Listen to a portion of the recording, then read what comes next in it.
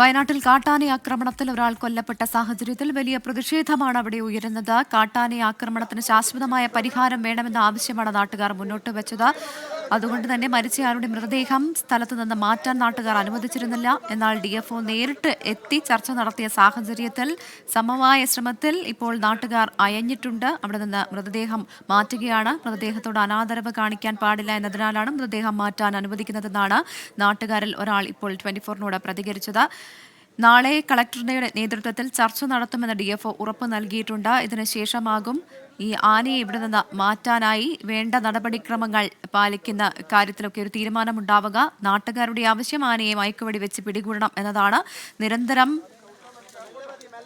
കാട്ടാന പ്രശ്നമുണ്ടാക്കുന്നു, സ്വൈര്യ ജീവിതത്തിന് തടസ്സമുണ്ടാക്കുന്നു എന്നുള്ളതാണ് നാട്ടുകാരുടെ പ്രധാന ആരോപണം. വിവരങ്ങളുമായി സുർജിത്ത് അയ്യപ്പത്ത് ചേരുകയാണ്. സുർജിത്ത്, ഇപ്പോൾ മൃതദേഹം ഇവിടെ നിന്നും മാറ്റുന്നത് ദൃശ്യങ്ങളിൽ നിന്ന് വ്യക്തമാകുന്നുണ്ട്. DFO എന്തൊക്കെ ഉറപ്പ് നൽകിയിട്ടുണ്ട് നാട്ടുകാർക്ക്? ഇനിയുള്ള മറ്റ് നടപടിക്രമങ്ങൾ എങ്ങനെയാകും?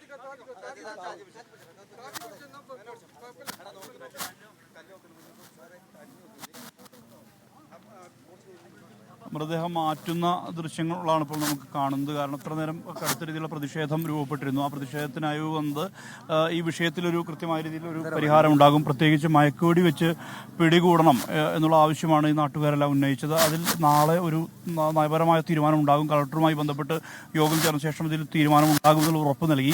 ഇതിന്റെ അടിസ്ഥാനത്തിലാണ് ഇപ്പോൾ മൃതദേഹം മാറ്റാൻ വേണ്ടി നാട്ടുകാർ അനുവദിച്ചത്. നേരത്തെ DFO അജിത് കെ രാമൻ ഇവിടേക്ക് എത്തിയിരുന്നു. അദ്ദേഹം വിശദമായി ആളുകൾ ഉന്നയിക്കുന്ന വിഷയങ്ങൾ പൂർണ്ണമായും കേട്ടു. ഇതിനുശേഷമാണ് ഇങ്ങനെ മൃതദേഹം മാറ്റുക എന്നുള്ള തരത്തിലുള്ള നടപടിയിലേക്ക് എത്തിയിരിക്കുന്നത്. ഇപ്പോൾ മൃതദേഹവുമായി മൃതദേഹം ആംബുലൻസിലേക്ക് കയറ്റുന്നതിന്റെ ദൃശ്യങ്ങളാണ് ഇപ്പോൾ പ്രേക്ഷകർ കാണുന്നത്. ഈ സംഭവം നടന്ന അല്പനേരമായിട്ടുണ്ടെങ്കിലും ഇവിടെ നിന്ന് മൃതദേഹം മാറ്റാൻ നാട്ടുകാർ അനുവദിച്ചിരുന്നില്ല. സ്ഥിരമായി കാട്ടാന ശല്യം, ഒപ്പം മറ്റ് വന്യമൃഗശല്യം കൊണ്ട് പൊറുതിമുട്ടുന്ന ഒരു ജനവിഭാഗമാണ് ഇവിടെയുള്ളത്. പ്രധാനമായുള്ളത് ഒരു തോട്ടം മേഖലയാണ്. വനത്തോട് ചേർന്ന പ്രദേശമാണെങ്കിലും ഇതൊരു തോട്ടം മേഖലയാണ് എന്നാണ് മനസ്സിലാക്കുന്നത്.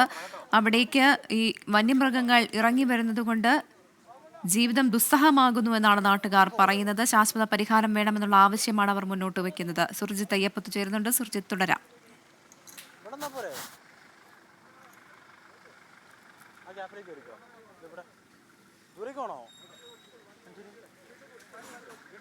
നേരത്തെ സൂചിപ്പിച്ച പോലെ ഈ മേഖലയിലാണ് ഇത്തരത്തിലൊരു സംഭവം ഉണ്ടായിരിക്കുന്നത്. അതായത് നിരന്തരം കാട്ടാനകൾ ഇറങ്ങുന്ന, കാട്ടാന പ്രശ്നം സൃഷ്ടിക്കുന്ന ഒരു പ്രദേശം കൂടിയാണ്. അത് ആളുകൾ ഉന്നയിക്കുന്നുണ്ട്. മാത്രമല്ല, നേരത്തെ അട്ടമലയിൽ ഇതുപോലെ സമാനമായ രീതിയിൽ തന്നെ ഒരു കാട്ടാനാക്രമണ മരണത്തിൽ ആദിവാസി യുവാവ് കൊല്ലപ്പെട്ട അധിക കാലമായിട്ടില്ല. അതിൽ തൊട്ടു മുമ്പുള്ള ദിവസം നൂൽപ്പുഴയിലും സമാനമായ ഒരു സംഭവം നിന്നും ഈ കാട്ടാനകൾ ഇറങ്ങി വന്ന് അങ്ങനെ കാടുകളിൽ നിന്ന് ഇറങ്ങി വരുന്ന കാട്ടാനകളാണ് ഇത്തരത്തിൽ ആക്രമണത്തിന് മുതിരുന്നത് എന്നുള്ളതാണ് നാട്ടുകാർ പറയുന്നത്. നമ്മളിവിടെ എത്തിയ ഘട്ടത്തിൽ ഇവിടെ കൃഷ്ണൻ എന്ന ആളുമായി വിശദമായി സംസാരിച്ചിരുന്നത്. അത് ഈ പുളക്കുന്ന ഉന്നതിയിൽ ഉള്ള ആളാണ്. അദ്ദേഹം പറയുന്ന കാര്യം, ഈ നിരന്തരം കാട്ടാനകളെ കാണുന്നുണ്ട്. അതായത് ഇടയ്ക്കിടയ്ക്ക് കാട്ടാനകളുടെ സാന്നിധ്യം ഇവിടെ ഉണ്ടാകാറുണ്ട് എന്നുള്ളതാണ് അദ്ദേഹം പറയുന്നത്. അത് ഇങ്ങനെ കാണാറുണ്ട് എന്ന് തന്നെ പറയുന്നു. അതിനിടയിലാണ് ഇത്തരത്തിൽ അതിദാരുണമായ ഒരു സംഭവം ഇവിടെ ഉണ്ടായിരിക്കുന്നത്. ഇന്ന് വൈകിട്ട് ആന 8 മണിയോടുകൂടി ഒരു അസാധാരണമായ ചീറൽ ആനയുടെ ഭാഗത്ത് ഉണ്ടായിട്ടുണ്ട്. ശബ്ദം അവർ കേട്ടു എന്ന് പറയുന്നു. അതിനുശേഷം ഇന്ന് നേരെ ഇവിടേക്ക് ഇവർ വന്ന് അന്വേഷണം നടത്തി. അപ്പോൾ തന്നെ മനസ്സിലായി എന്തോ ഒരു പ്രശ്നം ഉണ്ടായിട്ടുണ്ടെന്ന് മനസ്സിലായി. അപ്പോൾ ഈ ഉന്നതിയിൽ നിന്ന് പോയ ആളുകളെ സംബന്ധിച്ച് അന്വേഷണം നടത്തി. 2 പേരാണ് ഉന്നതിയിൽ ഇല്ലാത്തത്. അതിൽ ഒരാൾ വിളിച്ചപ്പോൾ വീട്ടിലെത്തിയിട്ടുണ്ടെന്ന് പറഞ്ഞു. മറ്റൊരാളെ ഫോണിൽ വിളിച്ചപ്പോൾ, അതായത് അറുമുഖനെ ഫോണിൽ വിളിച്ചപ്പോൾ കിട്ടിയില്ല. ഫോണിൽ അദ്ദേഹത്തെ കുറിച്ചുള്ള വിവരങ്ങൾ ലഭ്യമായില്ല. അപ്പോൾ തന്നെ അന്വേഷണം തുടങ്ങി. ഇവിടുത്തെ ആളുകളെല്ലാം യുവാക്കളും മറ്റുള്ളവരുമെല്ലാം ചേർന്ന് അന്വേഷണം തുടങ്ങി. അങ്ങനെ ഈ പാതയോരത്തു കൂടി പോയി. അപ്പോൾ ആന ഇറങ്ങിയതായുള്ള ഒരു വ്യക്തത വന്നിരുന്നു. കാരണം മണ്ണ് പൂർണ്ണമായും മാറ്റിയ ഒരു അവസ്ഥയിലാണ് ഉണ്ടായിരുന്നത്. അതിനുശേഷം പിന്നീട് ആനയെ ഈ ആളെ തിരഞ്ഞെങ്കിലും കണ്ടെത്താൻ കഴിഞ്ഞില്ല. ഇതിനുശേഷം അല്പം മാറി ഇവിടേക്ക് വന്ന് പരിശോധന നടത്തി. ആ പരിശോധനയിലാണ് ഇങ്ങനെ മൃതദേഹം തേയിലത്തോട്ടത്തിൽ റോഡിന്റെ തൊട്ടു താഴെയായി കിടക്കുന്നതായി കണ്ടെത്തിയിട്ടുള്ളത്. എന്തായാലും മൃതദേഹം മാറ്റുന്നതാണ് നമുക്ക് ഇവിടെ നിന്നും കാണാൻ കഴിയുന്നത്. കാരണം അത്രയും ദുഃഖകരമായ ഒരു അനുഭവമാണ് ഉണ്ടായിട്ടുള്ളത്.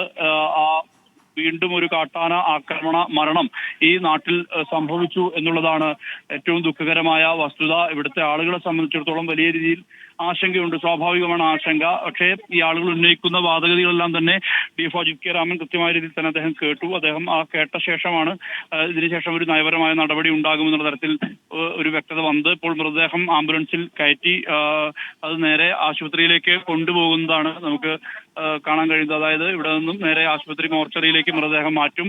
നാളെ കളക്ടറുമായി ബന്ധപ്പെട്ട് കളക്ടർ കൂടി ഉൾക്കൊള്ളുന്ന രീതിയിലുള്ള ചർച്ച ഉണ്ടാകും. കാരണം ഇതിനൊരു ശാശ്വത പരിഹാരം ഉണ്ടാകണം എന്നുള്ള ആവശ്യമാണ് ഉന്നയിക്കുന്നത്. പ്രത്യേകിച്ച് ഈ തോട്ട മേഖലയിലടക്കം ജോലി ചെയ്യാൻ കഴിയുന്ന, സമാധാനപരമായി ജോലി ചെയ്യാനും ഇവിടെ ജീവിക്കാനും കഴിയുന്ന ഒരു സാഹചര്യം ഉണ്ടാകണം എന്നുള്ളതാണ് നാട്ടുകാർ പ്രധാനമായും അത്തരം ഉന്നയിക്കുന്നത്. ആവശ്യമാണ് നാട്ടുകാർ മുന്നോട്ട് വെക്കുന്നത്. ഈ വാർത്തയുടെ വിവരങ്ങളിലേക്ക് തന്നെ മടങ്ങിയെത്താം.